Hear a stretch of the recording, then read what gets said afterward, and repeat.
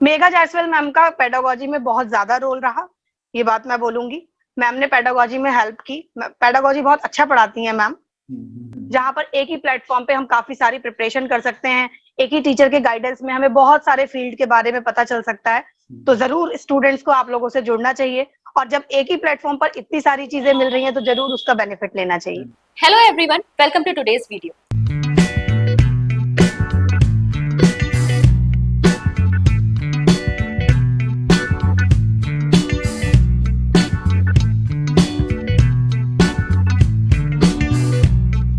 तो हमारे last interview video जिसमें हमने लेक्चरर इकोनॉमिक्स शिल्पा जायसवाल जी से बात की थी, उसे आपने बहुत पसंद किया। तो आज हम बात करेंगे लेक्चरर मैथ्स प्रज्ञा त्रिपाठी जी से, जो आपके लास्ट लेक्चरर एग्जाम की टॉपर रही और उन्होंने हमारे साथ शेयर किए मैथ्स को अच्छे तरीके से पढ़ने के कई सारे tips and tricks and strategies. उनसे बात की थी दीपक पंत सर ने। तो हम गुरुजी उत्तराखंडी के बहुत बहुत आभारी हैं कि उन्होंने ये वीडियो हमारे साथ शेयर किया। आई होप आपको इनकी जर्नी से भी बहुत कुछ सीखने को मिलेगा। तो आज मैं आप लोगों को मिलवाने वाला हूं प्रज्ञा त्रिपाठी जी से, जो कि रुद्रपुर की हैं, और इन्होंने अभी जो लेक्चरर का एग्जाम हुआ था उसमें मैथमेटिक्स सब्जेक्ट में टॉप किया। तो मैम, सबसे पहले तो आपको बहुत बहुत शुभकामनाएं, बहुत बहुत बधाई। Thank you sir. तो मैम, थोड़ा सा आप अपने बारे में बताना चाहेंगे कि आपने ग्रेजुएशन कहाँ से की, आप कहाँ से आपने पढ़ाई की हुई है? जी, बहुत बहुत धन्यवाद सर आपका, आपने मुझे यहाँ इनवाइट किया।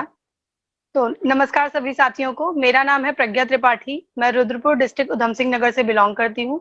मैंने अपनी ग्रेजुएशन एसबीएस पीजी कॉलेज से, post graduation MB PG college से और बीएड एसआईएमटी कॉलेज से किया है। ओके, बहुत बढ़िया मैम। तो मैम चलिए, अब यहाँ पर हम जो हमारे स्टूडेंट का सबसे पहला क्वेश्चन रहता है कि आपने जो ये लेक्चरर एग्जाम की प्रिपरेशन है उसकी शुरुआत कहाँ से की, क्योंकि इसमें दो पेपर थे।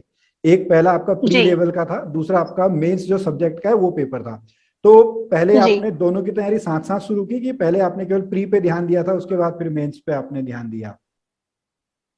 जी सर, तो बात ये थी कि जैसा कि मुझे स्टार्टिंग से ही टीचिंग लाइन में जाना था, बहुत ज्यादा मैं इस चीज को लेकर श्योर थी कि मुझे जाना ही टीचिंग लाइन में है। तो होता ये था, जैसे कि मैं 9th क्लास से बात करूं, यानी कि जब मैं 9th क्लास में थी, तो जैसा कि 9th क्लास में 5 सब्जेक्ट थे, हिंदी हो गया, इंग्लिश हो गया, एसएसटी, साइंस और मैथ्स। तो जो सबसे ज्यादा इंटरेस्ट था वो मैथ्स साइंस में था। तो जब हम 10th में गए, लेकिन एसएसटी बिल्कुल पसंद नहीं थी, बिल्कुल भी समझ नहीं आती थी। तो अक्सर जब भी हम अपने टीचर से डिस्कस करते थे कि सर एसएसटी तो बिल्कुल अच्छी नहीं लगती, या मैम एसएसटी बिल्कुल अच्छी नहीं लगती, तो मैम लोग यही बताते थे कि कोई बात नहीं, आपकी तो मैथ्स अच्छी है, आप जब 11th-12th में जाकर मैथ्स ले लेंगे तो एसएसटी छूट जाएगी। तो बस एसएसटी को वहीं पर छोड़ दिया 10th के बाद, और सच में एसएसटी बिल्कुल पसंद नहीं थी। और मैं ये नहीं कहूंगी कि पसंद नहीं थी, शायद सही गाइडेंस नहीं मिल पाई, वो इंटरेस्ट नहीं बन पाया सब्जेक्ट में। तो जब वो छूट गया सब्जेक्ट, तो वहीं छूट गया था 11th क्लास में। उसके बाद जब मैं काफी सारे टीचर्स के कांटेक्ट में रहती हूँ, हमेशा अक्सर मैं पूछती रहती थी कि कैसे हम टीचर बन सकते हैं उत्तराखंड में। जैसा कि आप जानते ही होंगे कि यूपी में अलग तरीके के पैटर्न से फॉर्म आते हैं, दिल्ली में अलग नाम है फॉर्म का, हमारे उत्तराखंड में अलग नाम है। तो जैसा कि मैं टीचर्स से जानकारी जुटाती रहती थी कि हम टीचिंग लाइन में किस किस तरीके से, किस फॉर्म के थ्रू जा सकते हैं, तो अक्सर सभी का यही कहना होता था कि हाँ ये फॉर्म्स हैं और ऐसे करके हम जा सकते हैं। और अगर पेपर पैटर्न की बात की जाती थी तो मुझे यही पता चलता था हमेशा कि आपको कोई टेंशन नहीं लेनी है, आपको सिर्फ मैथ्स पढ़नी है, आपकी सिर्फ मैथ्स स्ट्रांग होनी चाहिए। तो मैंने किया भी यही कि जब मैथ्स की टीचर बनना था तो फिर स्टार्टिंग से ही अपना डिसाइडेड था कि बीएससी करनी है, एमएससी करनी है, बीएड करना है। तो तीनों में मैथ्स को ही फोकस करते हुए चले।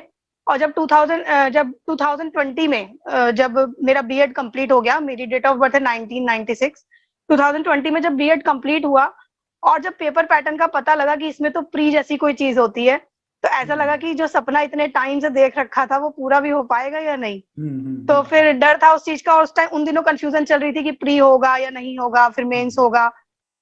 पर एक पॉजिटिविटी इस बात की थी कि कोई बात नहीं, अगर लेक्चरर में नहीं भी हो पाया तो दूसरा ऑप्शन एलटी का है, मैं एलटी में मेहनत करूंगी, मैंने ऐसा सोचा था। और तो उसके बाद जब प्री का फिर फाइनल हो गया कि अब प्री का एग्जाम होना ही है, तो मेरी तो वही सिचुएशन थी जिसने 10th से ही एसएसटी को छोड़ दिया और कभी मुड़ के देखा ही नहीं, कभी कोई प्रिपरेशन ही नहीं की एसएसटी से रिलेटेड। तो जब सिलेबस देखा तो मुझे बहुत ज्यादा मेरा मोरल डाउन हो गया, मैंने सोचा अब शायद ये पॉसिबल नहीं है जा पाना।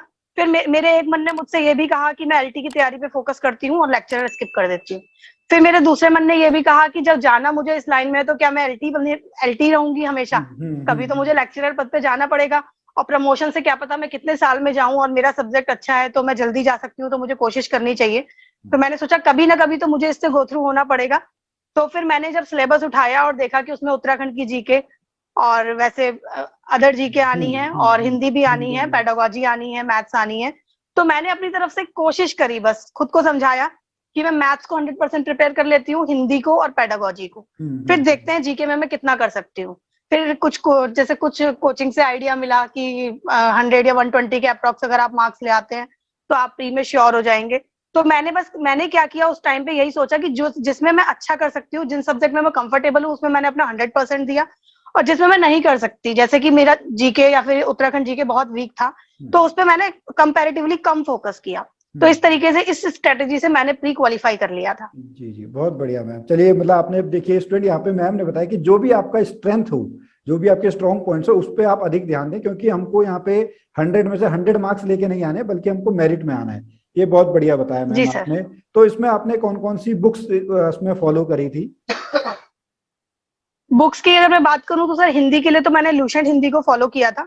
और मैं हमेशा से एक बात पे भरोसा करती हूँ कि जो ये कंपटीशन के लिए बुक्स बनी होती हैं, इनको करना चाहिए, ये बेनिफिशियल है, क्योंकि कंपटीशन इतना बढ़ चुका है। लेकिन इससे पहले हमें वो बुक्स जो कि हमारे स्कूल की बुक्स हैं या इनसे रिलेटेड जो हमारे कॉलेज की बुक्स हैं, हमें उन्हें पहले फॉलो करना चाहिए। तो जैसे कि मैंने जब अपनी सीटेट की भी प्रिपरेशन की थी, वहां हिंदी की जरूरत पड़ी थी, क्योंकि हिंदी इंग्लिश सब्जेक्ट भी 12th के बाद छूट जाते हैं साइंस वालों के लिए। तो मैंने वहां भी शुरुआत अपनी टेट के एग्जाम के लिए, जब मैंने हिंदी की प्रिपरेशन स्टार्ट की थी, तो वो भी मैंने 7th 8th की हिंदी से उठाई थी। पहले 7th 8th की कुछ इंग्लिश मीडियम की बुक कलेक्ट कर ली बच्चों से लेकर, या फिर कुछ हिंदी मीडियम्स की भी बुक कलेक्ट कर ली। जब वो हो गया, थोड़ा ग्रामर का पार्ट जब वो हो गया, तो फिर एक बार कंपटीशन की लूसेंट उठाकर देख ली। तो इस तरीके से हिंदी प्रिपेयर की।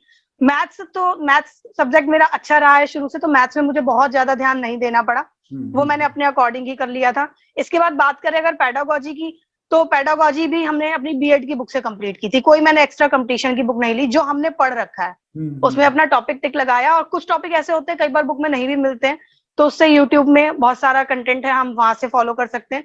इसके बाद अगर मैं बात करूं उत्तराखंड की, तो उसके लिए मैंने परीक्षा वाणी फॉलो किया था, क्योंकि एक बार पहले मैंने जब डीएलएड का फॉर्म फिल किया था, तो मैं परीक्षा वाणी थोड़ी बहुत मैंने पढ़ी थी। तो मैंने सोचा कि मैं अगर किसी नई बुक को फॉलो करती हूँ तो शायद जर्नी बहुत लंबी हो जाएगी। परीक्षा वाणी एक बार थोड़ी बहुत पढ़ रखी है, तो उसी को पढ़ना चाहिए, थोड़ा बहुत उससे जल्दी गेन हो जाएगा। और एसएसटी पे मैंने बहुत ज्यादा ध्यान नहीं दिया था, पर जो भी थोड़ा बहुत ध्यान दिया तो लुसेंट जीके पर ध्यान दिया। ओके, चलिए बहुत बढ़िया मैम। अब बात करते हैं, तो चलिए प्री की बात होगी, अब बात करते हैं मेंस की, जहाँ पे आपका अपना सब्जेक्ट है, जो मैथमेटिक्स सब्जेक्ट है जी। तो उसकी तैयारी आपने कैसे की, और स्पेशली आपने टॉप कैसे किया वहां पे? जी सर, तो जैसा कि मैं बार बार कह रही हूँ, सब्जेक्ट पे मुझे मैथ्स में बहुत ज्यादा इंटरेस्ट है, और मुझे ऐसा लगता है कि मेरी मैथ्स ठीक है, मैं उसमें अच्छा कर सकती हूँ। तो अगर जैसे कि फॉर्म की बात की जाए, तो मैंने तैयारी सिर्फ लेक्चरर की या सिर्फ एलटी की तो नहीं की थी। हमारे टाइम पे अच्छी बात ये थी कि दोनों फॉर्म एक साथ आए थे, तो दोनों प्रिपरेशन एक साथ ही करनी थी, तो दोनों के सिलेबस को मैं एक साथ लेकर चल रही थी। और जैसा कि मैं पहले बता चुकी हूँ, मुझे स्टार्टिंग से ही इस लाइन में जाना था, तो मैंने स्टार्टिंग से ही अपने सब्जेक्ट को बहुत स्ट्रॉन्ग कर रखा था, तो जिस वजह से मुझे दिक्कत नहीं हुई इसमें, और मैं अच्छा स्कोर कर पाई। और अगर मैं बात तैयारी की करूं, तो पहले मैंने एलटी के और लेक्चरर के सिलेबस को एक साथ रखा, और मैंने ये देखा इसमें कॉमन चीजें क्या हैं। तो पहले जो दोनों के लिए कॉमन थी, मैंने उसे स्टार्ट करा, उसे प्रिपेयर किया। उसके बाद पहले जिसका एग्जाम है उसको कंप्लीट किया, फिर बाद में जिसका एग्जाम है उसे बाद में कंप्लीट किया। और इसमें मेरी क्या स्ट्रेटेजी रही, तो इसके बारे में मैं अगर बताऊं, तो मैं फिर से मेरा वही कहना है कि कोई एक्स्ट्रा बुक, कोई कंपटीशन की बुक अगर हम ले लेते हैं, तो हम सिलेबस से डर जाते हैं। कुछ क्वेश्चंस बहुत बेफिजूल होते हैं, जिनका सच में कोई मीनिंग नहीं होता, वो बहुत ज्यादा टाइम टेकिंग होते हैं। और एग्जाम में अक्सर ऐसे 5-10 क्वेश्चन या 20 क्वेश्चन हमेशा ऐसे डाले जाते हैं, ये भी चेक किया जाता है कि कहीं कि आपको अच्छे से नॉलेज है या नहीं, कि ये क्वेश्चन कंपटीशन में अटेम्प्ट करने लायक है या कंपटीशन में छोड़ने लायक है। तो मैं अगर अपनी बात करूं, तो मैंने अपनी प्रिपरेशन एनसीईआरटी से स्टार्ट की थी। एनसीईआरटी जब मेरी पूरी अच्छी तरीके से, एनसीईआरटी भी मैंने सिर्फ एक बार नहीं की, एनसीईआरटी जब मैंने की होगी, तो स्टार्टिंग से, जब से मैं वैसे 9th से ही प्रिपरेशन में हूँ, मुझे हमेशा ये पता था कि मैं आज जो भी पढ़ रही हूँ, कल के दिन मुझे इसका कंपटीशन देकर अपना सिलेक्शन लेना है। तो मैं चीजों को थोड़ा अच्छे तरीके से ही पढ़ती थी स्टार्टिंग से ही। उसके बाद जब मैंने अपनी प्रिपरेशन की, तो मैंने एनसीईआरटी को कई बार किया होगा। हालांकि ऐसा हो गया था फिर कि जब मैं क्वेश्चन देखती थी, तो मुझे पता चल जाता था कि किस एक्सरसाइज का क्वेश्चन है। ओके। और उसके बाद फिर मैंने एनसीईआरटी एग्जाम्पलर के क्वेश्चंस को किया, और क्वेश्चंस का लेवल काफी अच्छा है।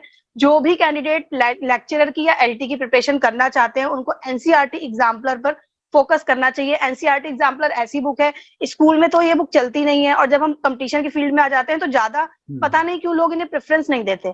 लेकिन मैंने अपने टाइम पे, मैंने खुद से ही, जब मुझे पता चला एनसीईआरटी एग्जाम्पलर जैसी कोई बुक है, और जब मैंने उस बुक को खोला, उसके क्वेश्चंस करना स्टार्ट किए, तो क्वेश्चन बहुत अच्छे थे, बेसिक से जुड़े हुए क्वेश्चन थे, परेशान करने वाले क्वेश्चन उसमें बिल्कुल नहीं थे। और मैंने एक चीज देखी कि लेक्चरर के एग्जाम में question as it is NCERT exemplar से आए हुए भी हैं। उसके बाद फिर मैंने जब इतनी प्रिपरेशन की तो उसके बाद मुझे लगा अगर और कोई बुक फॉलो करनी चाहिए, तो फिर मैंने यूथ कंपटीशन की बुक को फॉलो किया था, जिसमें मिस्टेक्स हैं लेकिन क्वेश्चंस का कलेक्शन अच्छा है। जब हम इतना पढ़ लेते हैं तो हमें खुद इतना आइडिया लग जाता है कि ये क्वेश्चन में मिस्टेक है क्या, तो उसे हम खुद भी करेक्ट कर सकते हैं। ओके, चलिए बहुत बढ़िया मैम। अब मैम जैसे यहाँ पर आप एलटी की बात करिए, तो आपका लेक्चरर के अलावा भी और कौन कौन से एग्जाम्स निकले हुए हैं, थोड़ा सा आप उस बारे में बताएंगी। जी सर, मेरा लेक्चरर का एग्जाम क्वालिफाई हुआ है, एलटी का एग्जाम क्वालिफाई हुआ है, और मैंने D++ टीजीटी का एग्जाम भी क्वालिफाई किया है। ओके, वो भी और मैंने साथ अपनी में? एलटी की प्रिपरेशन के बारे में मैंने नहीं बताया। ये जो मैंने स्ट्रेटेजी आपको बताई, एनसीईआरटी एग्जाम्पलर और यूथ कंपटीशन, इतना तो लेक्चरर की मेंस के लिए एनफ था।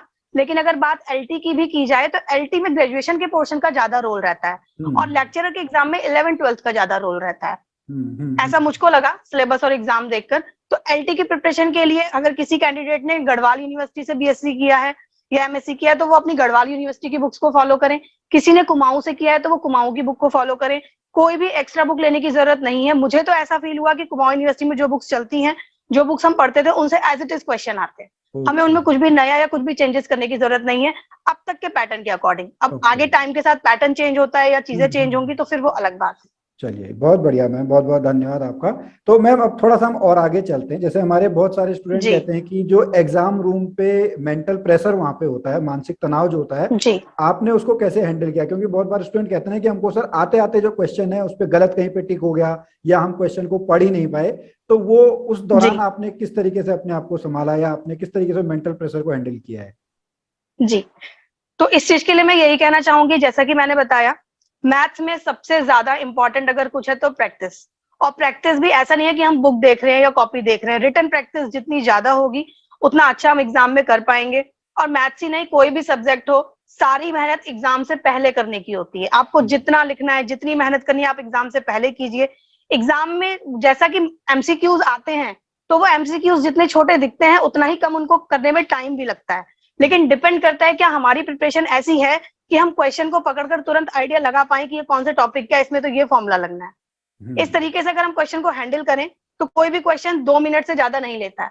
पर अगर बाई चांस कई बार ऐसा भी होता है कि हमने क्वेश्चन को पकड़ा, हमें लगा रही है तो इस कंसेप्ट से हो जाएगा, पर क्वेश्चन कई बार उलझने लगता है, तो हमें ऐसे क्वेश्चन को स्किप करना चाहिए। एग्जाम में कुछ क्वेश्चन हमेशा ऐसे होते हैं जो बहुत ज्यादा टाइम टेकिंग होते हैं, तो आपको उन्हें स्किप कर देना चाहिए। और कुछ क्वेश्चंस ऐसे भी होते हैं जिन्हें आप क्वेश्चंस से स्टार्ट करेंगे तो बहुत ज्यादा टाइम ले जाते हैं, तो ऐसे क्वेश्चंस को कई बार ऑप्शन से करना ज्यादा इजी रहता है। हमें वहां पर अपना ज्ञान नहीं दिखाना है कि हमें इतना आता है, क्योंकि हमारा रफ वर्क कोई नहीं देख रहा है, वहां हमारे करेक्ट टिक देखे जाते हैं। तो वहां हमें स्मार्ट वर्क करना होता है, हार्ड वर्क नहीं। बिल्कुल बिल्कुल, बहुत अच्छी लाइन बोली मैम आपने। तो मैम थोड़ा सा मैं अब आपसे जानना चाहूंगा, जो मेघा जायसवाल मैम है, उनके नोट से आपको कितनी यहाँ पर मदद मिली आपके एग्जाम क्लियर करने में? जी, मेघा जायसवाल मैम का पेडागोजी में बहुत ज्यादा रोल रहा, ये बात मैं बोलूंगी। मैम ने पेडागोजी में हेल्प की। पेडागोजी बहुत अच्छा पढ़ाती हैं मैम। मेरे मतलब मुझे अपने सब्जेक्ट में, जैसा कि प्री में पेडागोजी आनी थी, तो उसमें मेघा जायसवाल मैम का बहुत हाथ रहा। और अगर मैं आपके चैनल की भी बात करूं तो आपके पास मैंने देखा है बहुत बड़ा स्टाफ है, अप्रोक्स 20 टीचर्स का स्टाफ है, जहां पर एक ही प्लेटफॉर्म पे हम काफी सारी प्रिपरेशन कर सकते हैं। एक ही टीचर के गाइडेंस में हमें बहुत सारे फील्ड के बारे में पता चल सकता है। तो जरूर स्टूडेंट्स को आप लोगों से जुड़ना चाहिए, और जब एक ही प्लेटफॉर्म पर इतनी सारी चीजें मिल रही हैं तो जरूर उसका बेनिफिट लेना चाहिए। Thank you ma'am. तो मैम अब यहाँ पे आपने नोट्स वगैरह भी बनाए थे, जैसे मैथमेटिक्स में लोग कहते हैं कि नोट्स नहीं होते हैं, तो क्या मैथमेटिक्स में नोट्स में कुछ इंपॉर्टेंस है? जी सर, तो जैसे कि मैं आपको बता ही रही हूँ कि प्रिपरेशन हमको अपनी उन बुक से करनी है जो हम पढ़ते हैं, एनसीईआरटी ग्रेजुएशन की बुक्स, एनसीईआरटी एग्जाम्पलर, तो वहां तो हमें सिर्फ क्वेश्चन सॉल्व करने हैं। अगर मैथ्स में नोट्स बनाने हैं तो आप इंपॉर्टेंट फॉर्मूले के नोट बना सकते हैं, कुछ टिप्स होती है, कुछ ट्रिक्स होती हैं, वो हम बना सकते हैं। लेकिन मैंने एक चीज फॉलो की और वो बहुत बेनिफिशियल भी रही, कि जब हम एग्जाम की प्रिपरेशन कर रहे होते हैं, स्टार्टिंग में बहुत सारा कंटेंट हमें लगता है कि है, पर जैसे जैसे हम प्रैक्टिस करते जाते हैं, उसमें एक्सपर्ट होते जाते हैं, तो लास्ट तक क्या होता है, मेरे पास भी ऐसा नोट्स का कलेक्शन है, लास्ट तक क्या होता है कि वो पूरी 10-12 किताबें, कुल 10-12 पेज में हम इकट्ठा कर सकते हैं, जिसे कि बार बार रिवाइज करने में बहुत हेल्प मिलती है। तो मैंने एलटी के और लेक्चरर दोनों एग्जाम्स में मैंने ऐसा किया था कि अपनी जितनी प्रिपरेशन थी उसको मैंने 10 से 15 पेज में कलेक्ट कर लिया था। उसके बाद एग्जाम से पहले कुछ भी एक्स्ट्रा नहीं पढ़ना है, उन्हीं को बार बार 4-5 बार रिवाइज कर लिया और उससे बहुत हेल्प मिली। चलिए, बहुत अच्छा मैम। तो मैम अगर हम एक लाइन में जानना चाहें कि आपकी सफलता का राज क्या है, तो वो क्या होगा? Dedication and hard work. Okay, thank you ma'am. चलिए मैम, अब हम थोड़ा सा यहाँ पे एक रैपिड फायर यहाँ पे हमारा राउंड होता है, जिसमें हम आपसे ऑप्शंस देंगे, तो वहाँ पे आपको बताना है। तो आपके पास जैसे ऑप्शन है, आप कोचिंग पे बिलीव करती हैं कि सेल्फ लर्निंग में बिलीव करती हैं? मैं दोनों पे बिलीव करती हूँ। अच्छा। कोचिंग से पहले मैं सेल्फ लर्निंग पे बिलीव करती हूँ। ओके, ऑनलाइन क्लासेस को कि ऑफलाइन क्लासेस को? डिपेंड करता है आपकी प्रिपरेशन कितनी है। कुछ स्टूडेंट ऐसे होते हैं कि उनका जो टच है पढ़ाई से काफी टाइम पहले छूट चुका है, तो मुझे ऐसा लगता है पर्सनली, सबकी वैसे अपनी अलग अलग राय हो सकती है, कि ऐसे स्टूडेंट्स को ऑफलाइन कोचिंग को ज्यादा प्रेफर करना चाहिए। और कुछ स्टूडेंट ऐसे होते हैं जिन्हें कुछ ही गाइडेंस की जरूरत है, तो फिर मेरे हिसाब से ऑनलाइन कोचिंग ज्यादा बेटर है। ओके, आप मॉर्निंग पर्सन है कि लेट नाइट पर्सन है? मॉर्निंग में पढ़ना पसंद करते हैं? Morning person. मॉर्निंग पर्सन है। और उत्तराखंड में आपकी पसंदीदा जगह कौन सी है, जो घूमने वाली जगह है? जागेश्वर। ओके मैम, एक क्वेश्चन और, जैसे आप अब लेक्चरर बनी गई हैं, तो उत्तराखंड की शिक्षा व्यवस्था में आप क्या सुधार करना चाहेंगी एज ए लेक्चरर? मेरी कोशिश रहेगी कि जैसा कि बच्चा स्कूल जाता है, स्कूल में 8 से 10 घंटे देता है, तो उस टाइम में उसको इतना आउटपुट भी मिले। मैं देख रही हूँ कितना रिटर्न वर्क बच्चों को करना होता है, कि जैसे मेरी भी सोच यही है कि अगर जैसे मेरी पहाड़ों में पोस्टिंग हो जाती है, तो मैं अपने बच्चों को कहाँ पढ़ाऊंगी। तो मैंने ऐसा सोच रखा है कि मैं उन्हें अपने ही स्कूल में पढ़ाऊंगी, और जब बच्चों को पढ़ाना ही ट्यूशन से है, तो मैं उन्हें खुद ही पढ़ा दूंगी स्कूल में, इतना कि उनको किसी एक्स्ट्रा ट्यूशन की जरूरत ना पड़े। ओके, बहुत बहुत अच्छा मैम, बहुत बढ़िया। तो चलिए मैम, लास्ट में आपका बहुत बहुत धन्यवाद। और लास्ट में एक क्वेश्चन और, जो तैयारी कर रहे हैं इस समय, जो स्टूडेंट हैं, उनको आप एक संदेश क्या देना चाहेंगी? मैं उनको यही संदेश देना चाहूंगी, देखिए 2 तरीके के लोग होते हैं, कुछ लोग आपको मोटिवेट करेंगे और कुछ लोग आपको डिमोटिवेट करेंगे। ऐसा कुछ नहीं है कि धांधली होती है, ऐसा कुछ नहीं है कि सिस्टम में प्रॉब्लम है, ऐसा कुछ नहीं है कि वैकेंसी नहीं आती। आप तैयारी कीजिए, हार्ड वर्क कीजिए, मेहनत कीजिए। अगर आप अपनी जगह ठीक हैं और अगर आप तैयारी कर रहे हैं और सच में आप उस चीज को पाना चाहते हैं, तो आप लाइफ में जरूर सक्सेस होंगे। और बाकी तो लोग आते रहते हैं और कहते रहते हैं, पर हमारा काम है कि हमको क्या करना है, क्या हम अपने एम के लिए उतना सीरियस हैं। बहुत अच्छा मैम। चलिए, बहुत बहुत धन्यवाद आपका, और आपके भविष्य के लिए आपको बहुत बहुत शुभकामनाएं। Thank you sir. तो चलिए स्टूडेंट, आपको आज का यह वीडियो कैसा लगा, आप हमें जरूर बताइएगा। और प्रज्ञा मैम के आपको सक्सेस सीक्रेट कैसे लगे, ये भी आप हमें कमेंट में बता सकते हैं। हम मिलते हैं फिर एक नए सफल अभ्यर्थी के साथ, तब तक के लिए जय भारत, जय उत्तराखंड।